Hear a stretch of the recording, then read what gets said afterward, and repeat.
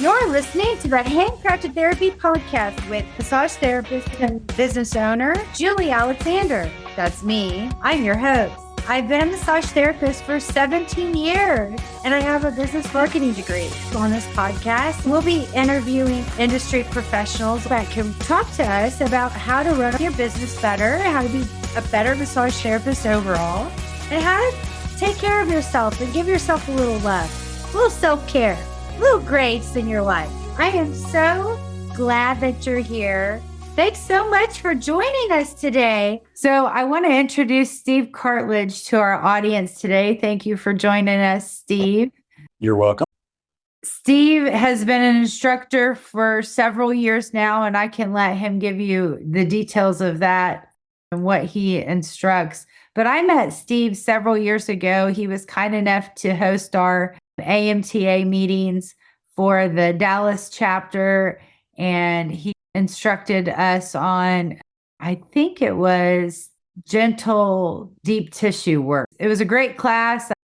I loved it. We had a good turnout. And so thank you for hosting that. I know that's been several years ago, but since then we've had a pandemic we've lived through. There's been a lot of changes in our world and in our industry. I'm going to let you talk a little bit about who you are and what you teach. So go right ahead. Okay. My name is Steve Cartlidge. As Julie said, I've been a massage therapist. I just started my 26th year of massage therapy, and I just started my 14th year teaching continuing education classes. I've had over 2,500 students in the class. That's not different people, but over 2,500 butts in the seat, so to speak, as I'm teaching the classes, representing about 460 different classes with over 1,000 different individuals attending those classes. So this is my 14th year, and I teach 12 or 13 different classes, depending on how you want to count it. I started out back in 2009 just teaching 2 classes. One was called Continuous Flow, and that just helped therapists to make connection in their massage to where there was a bit of a flow to what they were doing as opposed to it being so segmented.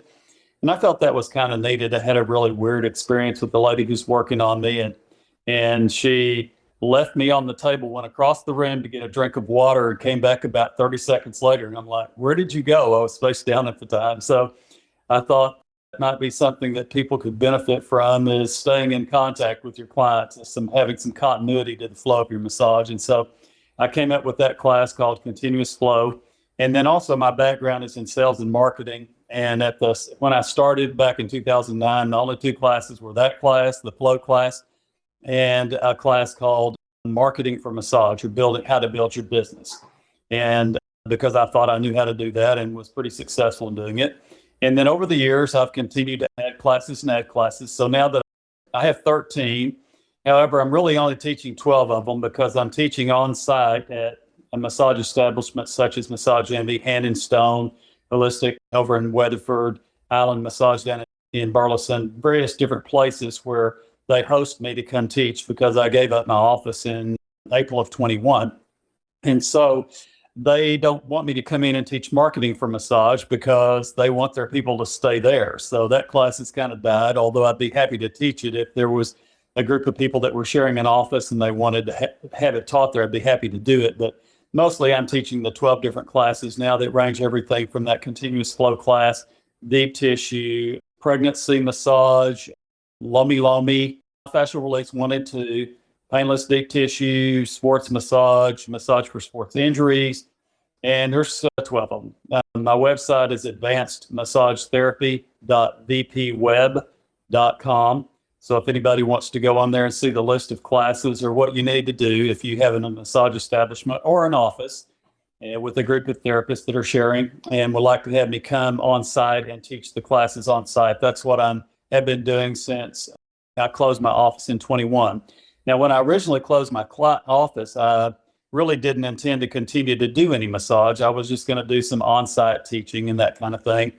Well, the timing on that wasn't great because people were having a lot of trouble. Massage establishments were having a lot of trouble staffing their establishments at that time. And so they really didn't want to take 6 hours to have somebody come in and teach a class, even if the therapists were paying for it themselves, which normally they don't. The establishment will pay, but even if the therapists were paying for it themselves, they didn't want to take them off the clock for 6 hours to do it. And so it was very slow in 21. It's starting to pick back up now. And I'm starting to get some on-site classes again at Massage Envy and Hand and Stone and various other places such as that. But also about September of 21, I got really bored and decided I didn't want to stop doing massage. And so I started doing some outcall massage originally to some of my clients that could accommodate me in their homes, some of my regulars.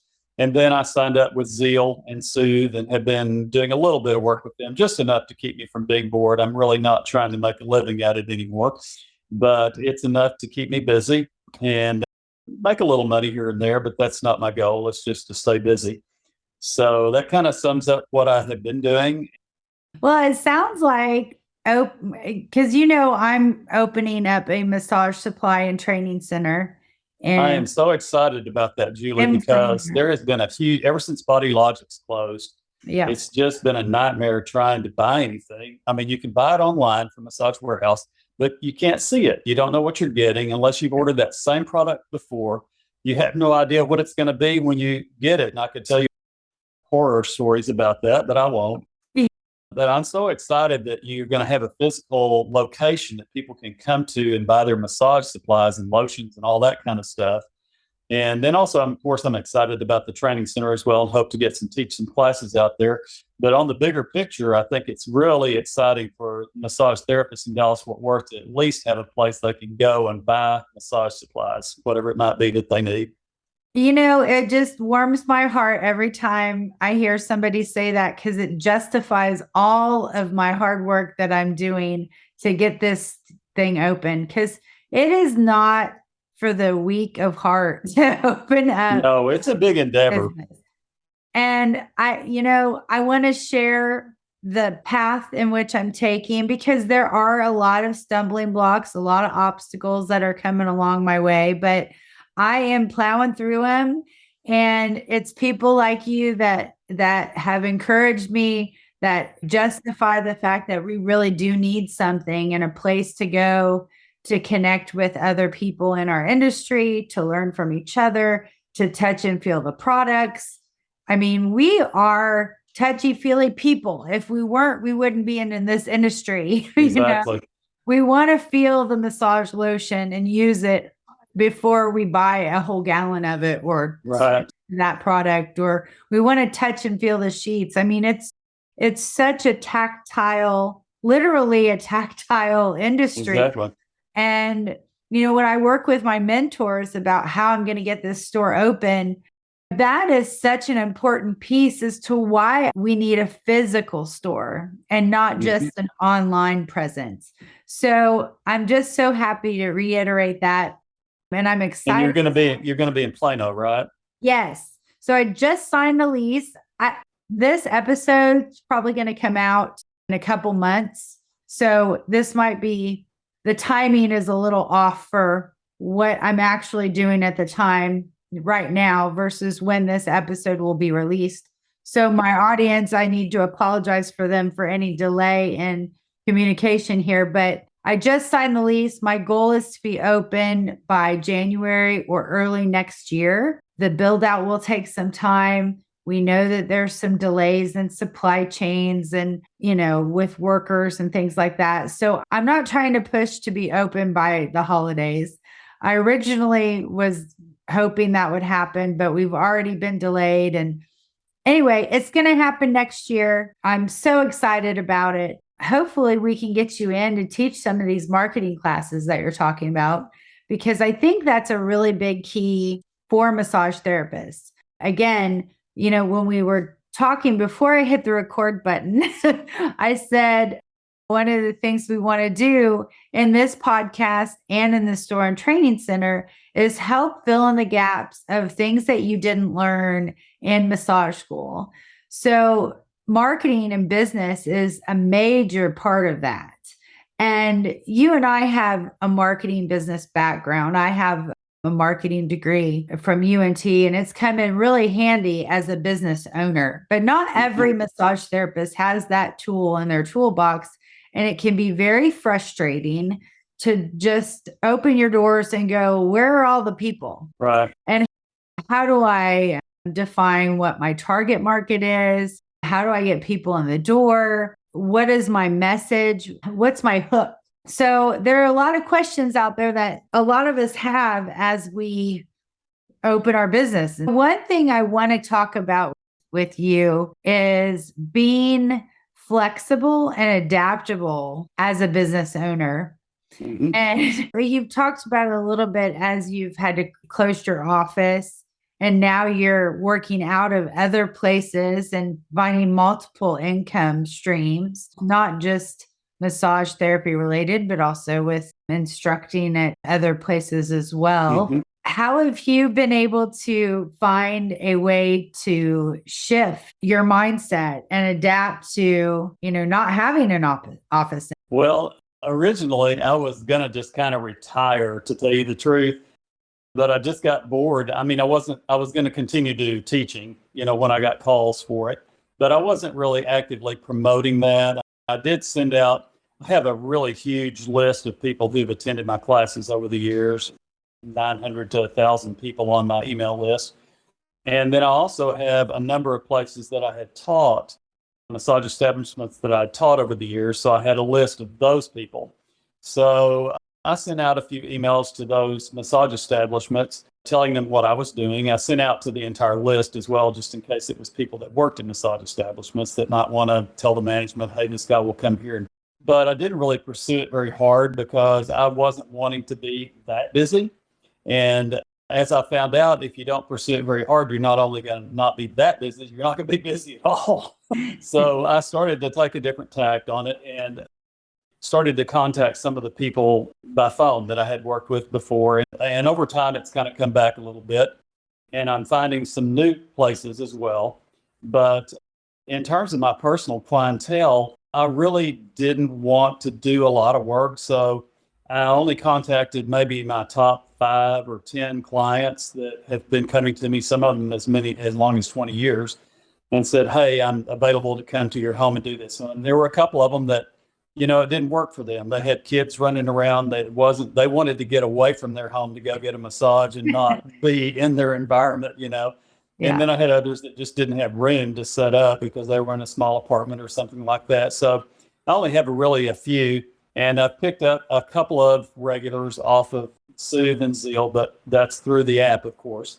It doesn't pay really well, but it's something to do and makes a little bit of money for you.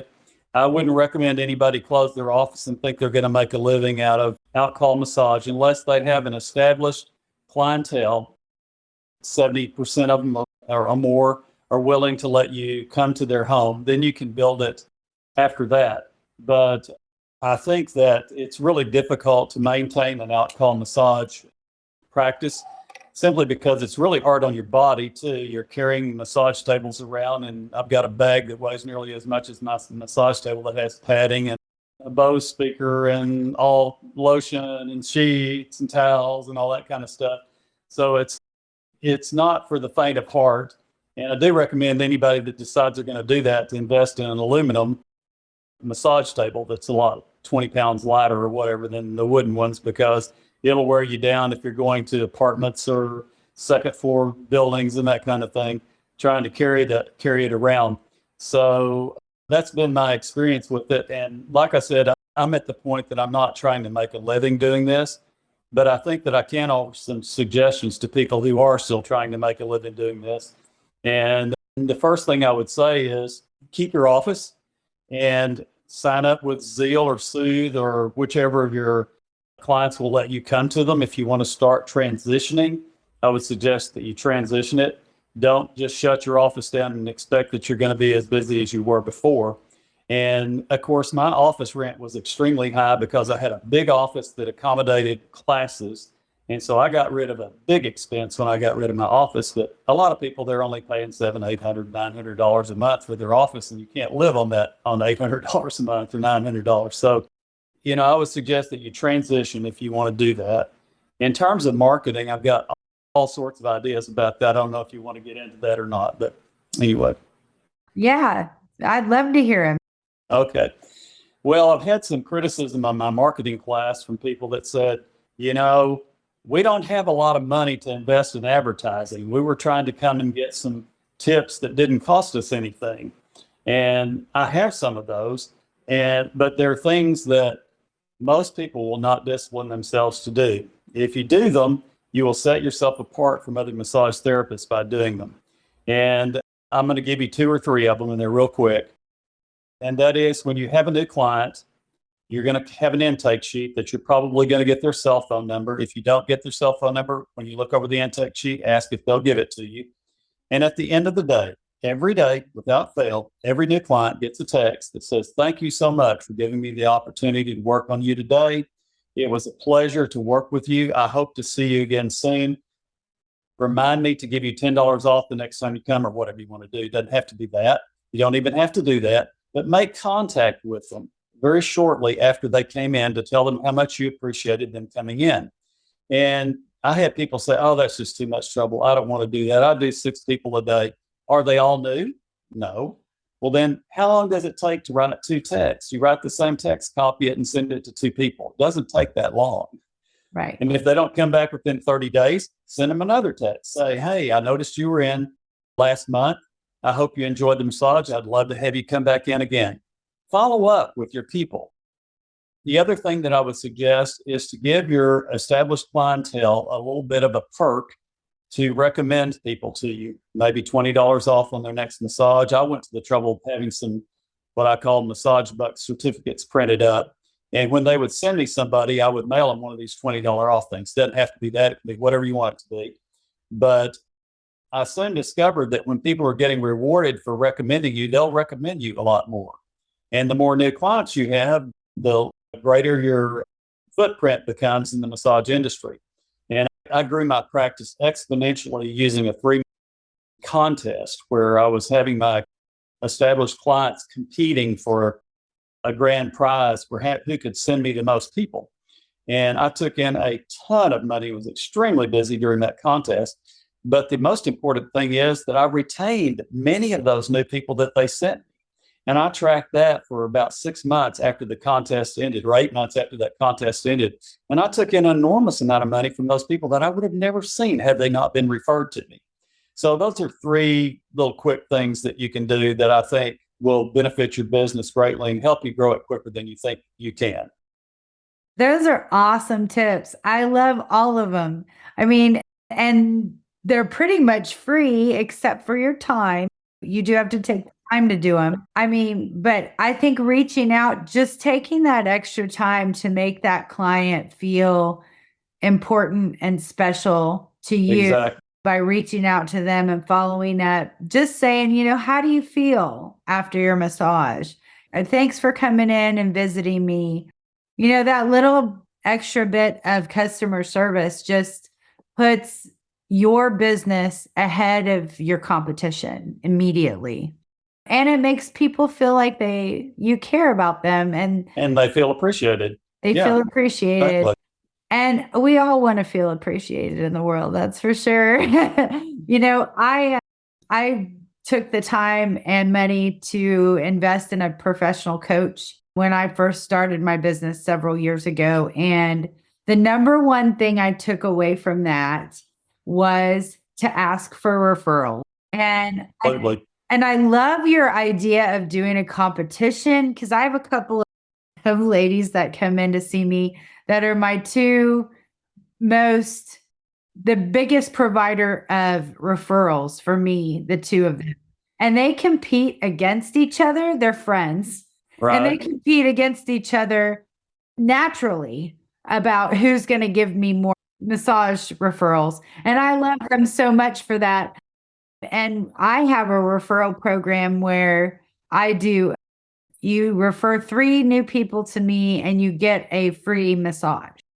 That's almost exactly what I was doing, except I was giving them $20 for each one they sent. So if they got 3 at that time, I was charging $60. So kind of the same thing. Yeah, same thing. I mean, 3 and it's free is what I call it. Oh, yeah, that's great. Yeah. Great idea. And, if people like you and appreciate your work and have found value in your service, they're going to tell their friends about it. Exactly. especially when people are in pain, because pain, this is one of my favorite phrases. Pain is a big motivator. You Right. will make another appointment for a massage if you're in enough pain. You will tell your friends about you if they're in enough pain. They will come And in. the last time they were in, you relieved their pain. Yes. But I think the referral is a big thing. Initially, when my professional coach told me, "You ask for referrals," I was really hesitant to do that, and it made me feel awkward. But I found a way to do that in when somebody paid me a compliment at the end of their massage, Mm-hmm. or I asked them, "How do you feel?" Which I ask every single person out when they leave my massage room, "How are you feeling when you stand up?" And they tell me how good they're feeling. Oh, I call it, bobblehead. They come out and they can't, Gumby. yeah, they can't even hold their head up anymore. Their neck feels so good. And I'm like, if you have other friends that are interested in this kind of service, I am accepting new clients. And so it was a way, and that's not even a question, that's a statement. Right. I would be happy to help any other people that, may need my That you service. want to trust me with. Right. Yes. Well, I think referrals are especially important for male therapists because most guys don't really want to go to the guy, and about half of the women don't really trust the guy to give them a massage. So I think when a woman client gives her girlfriend a referral, it means this guy's safe and also good. And so you can feel comfortable going to him without having any concerns. And so I think that's one of the things that's really important for male therapists, as much probably more so than it is for female therapists. Well, that's an important point. Let's talk about male therapists versus female therapists in this industry. I mean, you're absolutely right. Male therapists have a hard time being successful Getting because, started, yeah. yeah, getting started. Women don't necessarily feel immediately comfortable with having a male therapist, and neither do male clients. What would you recommend to a new male therapist out there listening? Well, I have a guy that came to me and for a couples massage with his wife. And I teach a couples massage class also where I teach them to give each other a massage. So after they came and got a couples massage at my office, he wanted to take the class. And so he and his wife came and took the class, and he was a natural. The wife, not so much, but the guy was a natural. And so he said, and I kept bragging on him. So after the class, he kept saying, "Well, do you think I could make a career out of this?" And I said, "Well, yes, you can. You're gifted enough to do it, but don't give up your day job. What you need to do is go to massage school at night, build your clientele at night on nights and weekends. And then when you're making as much money from your massage business on nights and weekends as you were making at your real job, then you quit your real job." Right. And that's exactly what he did. And he's been tremendously successful. He's also a personal trainer as well. And if I could tell you where he was, I would. I can't think of the name of it. Something Ropes and Ranch is where he is now. He did very successful out there.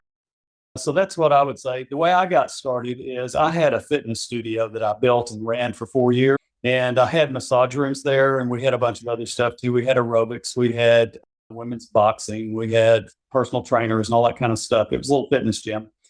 And I got started there, and I built my clientele there before I sold that business and became exclusively a massage therapist. And that was a big help to me because people that were members there would trust the owner to give them a massage versus just somebody that they did not know. And so I had a pretty good massage clientele built before I ever sold that business and moved to a private office just to do massage.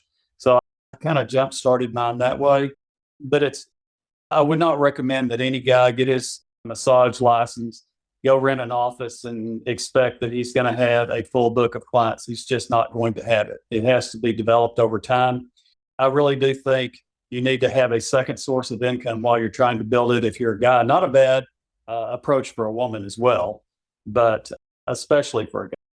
So, Steve, do you have any tips about how a new or upcoming male massage therapist can help ensure that they are a safe person and that people can trust them when they walk in the door?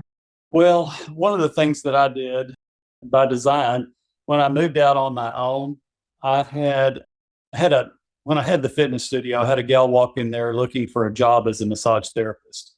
And I was just in the process of selling the business. And so I said, I don't want to hire you because I'm about to leave. I'm in the process of selling this business, but I would like to have you as my partner and share office space with you. And she thought about it for a while. My wife and I, she went to dinner with my wife and daughter and I, just to get to know me and make sure that everything was on the up and up. And we just shared an office. We just split the rent. And before that, she was working out of a health club and not very busy over there. And so the thing about having her there is that it helped to make women feel safer because it was not just me and them. She was almost always there. And so I would introduce them. This is Crystal. Our rooms were right next to each other. And so I think I had men clients as well, but I think it made women feel a little bit more comfortable because there was another woman on the premises. I think that made a lot of difference.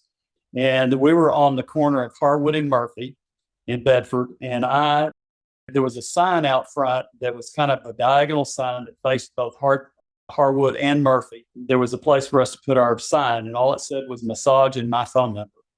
And that's a long traffic light. People are sitting there. We picked up an enormous amount of clients just from that sign. Most of them went to her because I didn't want the guy, but I did pick up some from the sign. It made most of my women clientele feel comfortable coming in because they knew somebody else was there and they felt safer. Well, and I've been in when you had a studio, I've been in there, and I was what do you call it? I was your test subject in one of the. Oh, you were the model? I was the model in one of the classes that we had. And, I never felt uncomfortable with you at all. And I know there's stuff that as female massage therapists that I do to help my clients feel comfortable. And I just feel like, we all have to do that now, not just male massage therapists, but we all have. I think it's really important. And I usually try to do this, especially with first-time clients, but even after they've been coming to me for a while, because you get comfortable with them, they get comfortable with you, and you just want to check in with them after a period of time and make sure there's not anything that you're doing that makes them uncomfortable. But I usually tell people, this is your massage, and if there's anything that you don't like, please tell me right away because I can fix it. If you don't tell me, you come out after the massage is over and say, I could use a little deeper pressure. Well, I can't go back and fix it at that point. Yeah. So tell me if you're uncomfortable. And I always tell them if you're uncomfortable with anything, you don't like the music, you're not comfortable with the way you're draped, anything that you want to tell me right away because I want you to be happy and I'll fix it. If it's in my power to fix it, and so basically what I'm saying is you give them permission to tell you what they want. And you would think that would be obvious to people, but as a therapist, you probably know this as well as anybody that it's not obvious to them. They're afraid that you'll think they're telling you what to do. Now, I've had a few that wanted to tell me every move to make. That I don't care for. But if they're just telling me what they like and what they're comfortable with, I think that's wonderful because it's going to mean that I'm going to come a lot closer to giving them what they want, and it's going to have them coming back to me.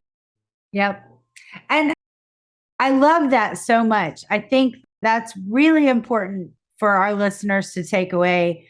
And, I'm going to expand just a little bit on that because one thing that I like to tell people, and this, you have to be able to put your pride aside. As much as you're confident in your skills and your massage, you have to put your pride aside and say, I want to be your massage therapist. Mm-hmm. Teach me how to do that. Exactly. What exactly do you need from me to make this a successful session for you and successful future sessions for you? And one of the things that I ask my clients about is Why do you keep coming back to me? Why do you like what I do? Because that's important to know. And one of the things I just heard yesterday was that, and I think this is a critical piece for most therapists to learn as well, not just putting your pride away and asking for your client's help and making you their therapist. My client said, the number one thing that I like about you is that you actually listen to my problems. And one thing that I've implemented in my practice is, of course, we do our, session at the beginning where, we talk to the client about what's going on, the consultation. I repeat it back to them. Okay, I hear you're having neck problems. It's more on your right side than your left. It's going down your rhomboids into your shoulder blade, and you're having problems with your range of motion. Is that right? And kind of repeating back to them what they just told me. So it justifies that, yes, I've heard what you've said. And then during the session, my sessions are therapeutic. So it's not like quiet and we're sleeping. But if your sessions are like that, you might not be able to do this. But I do, while I'm working on that arm, I ask them, am I in the right place? Is this where you're feeling it? Do you feel like this? I'm addressing the problem that we talked about. And then after the session is over, I say, okay, how's your range of motion now? Are you able to move your arm? I mean, yesterday my client came out literally with her arms up going, look at me, I've got my arms raised up. That's awesome. A celebration for both of us. Because, that's when I say, thank you for trusting me, because it takes both the client and the therapist to move into a successful massage, right? They have to trust me. They have to trust us as massage therapists, and you have to trust them to relax and let the therapy work. Yeah, I love to work on somebody that just lets you have their body. You know, I hate it when they're fighting you. But I wanted to go back to one thing that you said, because it reminded me of something that I do that I didn't mention. When they come out, especially with the new client, I always ask them, was there anything that you especially liked? And instead of saying, is there something that you didn't like? Because they may not tell you, because they think that's offensive if they tell you they didn't like something. I always say, is there anything that you especially like? Or is there anything you'd like to do differently were you to come back again? And that way they get the opportunity to tell me, oh, I'd like to do this differently next time, without saying it was bad or I didn't like it. Because sometimes they don't want to tell you that, because they know we all have pride and we all think we're good, and they don't want to say, you did a bad job. So they're afraid to tell you the things that they didn't like unless you give them permission. And the way I do that is to say, what would you like to have done differently the next time we come in, next time you come, if you should come in again? If they're a regular client, I don't say if you should come in again. I say, what would we need to do differently next time? Yeah. But if they're a first-time client, I don't suppose or assume that they're going to be back. I just say, if you were to come back, what would you like to have done differently? And sometimes I get some really great information about that helps me to do exactly what they want, so that I can become their massage therapist, and make them fit their needs, like you were saying. Yeah, I love that. That's perfect. I mean, it's all about communication and trust. And, putting your pride aside and saying, I'm a great massage therapist. I might not be a great massage therapist for everybody, though. And that client that's coming in, that might not be the perfect fit. And that's okay. Some people are not the perfect fit for every person. But if it jives well and your technique and what they need match, then, you can talk to that person and kind of make it work a little better. But for some reason, I think there's a lot of people out there on the client side that they don't feel comfortable giving feedback to the massage therapist. And I don't know why that is, if they've been traumatized in the past. But I really encourage people to tell me, if you don't like, this is your massage, you're not going to hurt my feelings at all.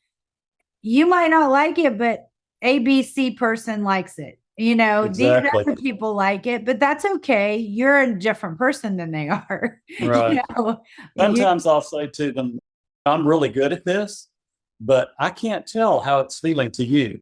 Only you can tell how it's feeling to you. So don't be afraid to tell me. Sometimes they will, sometimes they won't. I mean, sometimes they come out and you say, is there anything you especially like? Anything you'd like to do differently next time? And they say, oh, everything was perfect, which is, it makes you feel good, but it doesn't help you learn anything that would help them better the next time. And if they really feel that way, that's awesome.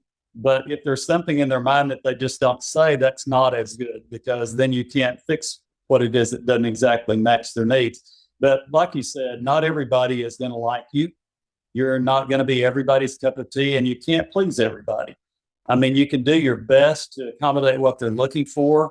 I mean, I've had people come in that didn't even want to turn face up. They wanted me to work all exclusively on the back side of their body, which just goes against every fiber of my being, because all the muscles on the other side are the opposing muscle groups to the ones that I'm working on. Yeah. But if that's what they want, I'll try to do it. But it doesn't make sense to me. And sometimes I'll try to explain it, and sometimes I'll just go with the flow and say, okay, well, if that's what you want, that's what we'll do. But sometimes I think it's a little bit silly what people have in their head, but you can't fix that. You just have to do the best you can with what they present to you. Yeah. Well, I feel like we've given some really great tips and tricks to massage therapists and the listeners that are out there.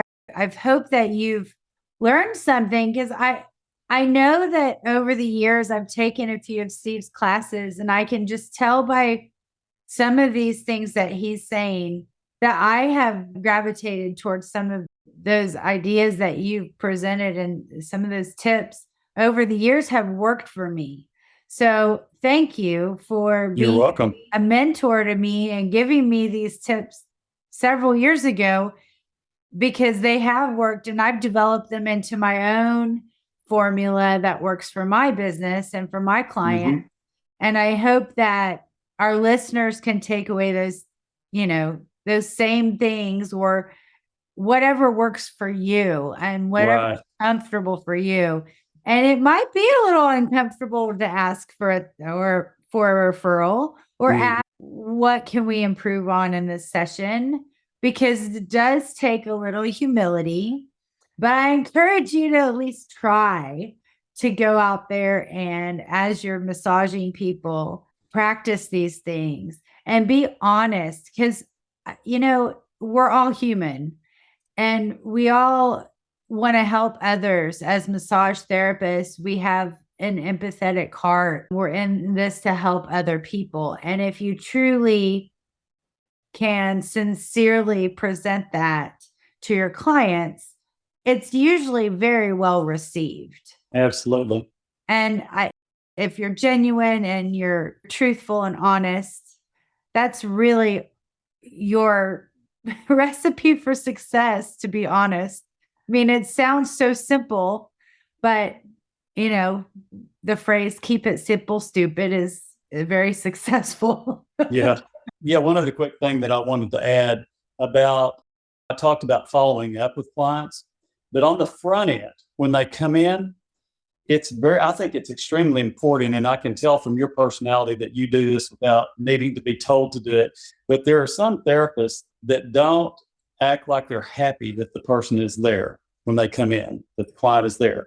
I had a gal that worked for me at the fitness studio that was an extremely good massage therapist. But she was also a fitness trainer, and she didn't really want to do massages. She wanted to do fitness. And when people would come in, it was like, oh, you again, I got to work, I mean, you could just see it all over her that she did not want to go back in that room and work on that person.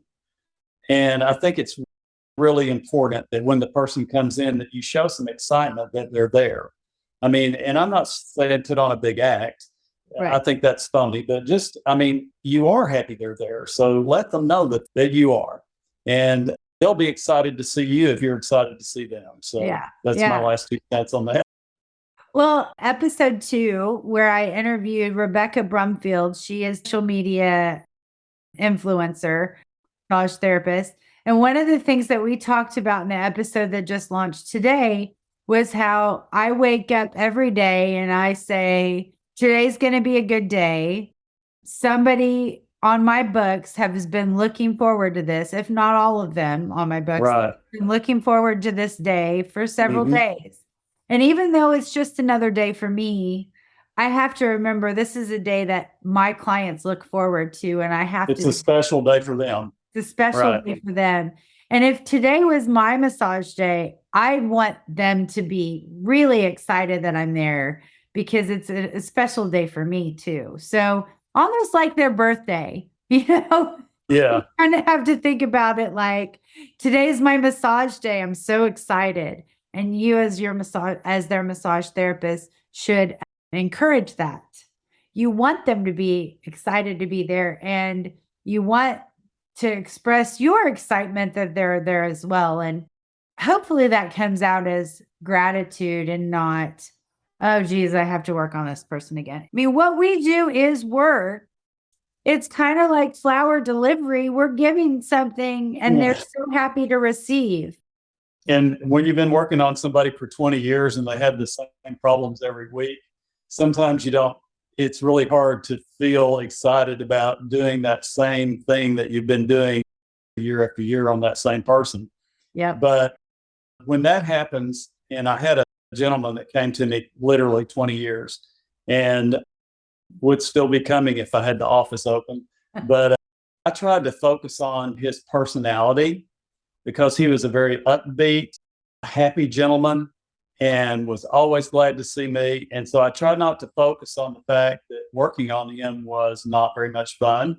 I tried to focus on the fact that getting to see him was very much fun. I mean, he's 82. So, every day is a blessing when he comes in. So that's one little thing that you can do is to focus. If there's somebody that you don't enjoy working on them because of the difficulty of it or the boredom of doing the same thing over and over, try to focus on them as a person and why you're happy they're there as a person. And then they'll see the excitement, even though you're not excited about doing the massage that you've done twice a month for 20 years. Yeah, I could see that. Well, okay. Well, anything else you want to share? No, I'm excited to come out to your place. Make sure you give a big splash and a big email or whatever when you get open, because I want to come over there and see that place. I'm super stoked, and you'll be definitely notified when this happens. I want to start the schedule. At some point, we need to get a schedule of classes ready for next year. Yeah, And I'd love to do that. I want to start slotting in you and my other massage therapy instructors into what we're going to do next year and what that's going to look like. Yeah. But, I appreciate you. Thank you very much, Steve. All righty. Thank you so much for joining me on the Handcrafted Therapy podcast. I would love to hear from you. You can email us at podcast@handcraftedtherapy.com, or you can come by the store. It's at 3303 North Central Expressway, suite number 240 in Plano, Texas, 75023. Or you can connect with me on social, Instagram, Facebook, #HandcraftedTherapy. I'm Julie Alexander, and I wish you a very happy and healthy day.